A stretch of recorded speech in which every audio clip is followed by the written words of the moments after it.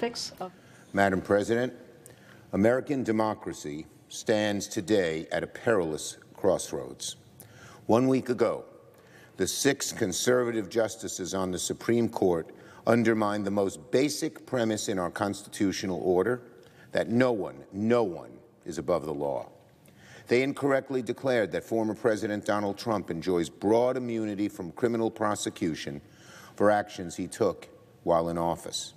They incorrectly declared that all future presidents are entitled to a breathtaking level of immunity, so long as their conduct is ostensibly carried out in their official capacity as president. They incorrectly declared, in effect, the same thing Richard Nixon told David Frost in 1977. Quote, Nixon said, "When the president does it, it means it's not illegal."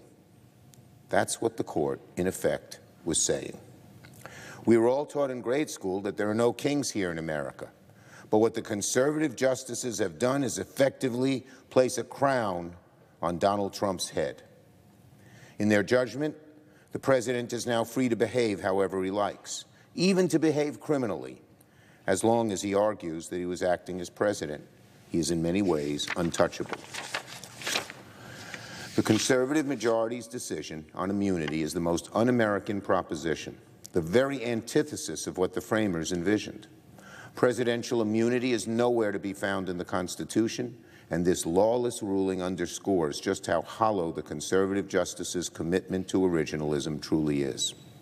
We Democrats will not let the Supreme Court's decision stand unaddressed. The Constitution makes plain that Congress has the authority to check the judiciary through appropriate legislation. I will work with my colleagues on legislation classifying Trump's election subversion acts as unofficial acts, not subject to immunity.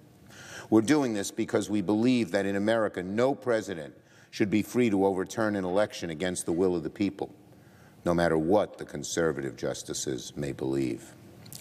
As we work on this important matter, we'll also keep working on other proposals to reassert Congress's Article I authority to rein in the abuse of our federal judiciary. The American people are tired, just tired, of justices who think they are beyond accountability. Now, the Supreme Court's ruling in Trump v. United States is just the finishing touch on one of the most destructive Supreme Court terms in modern history. A few days before the ruling on presidential immunity,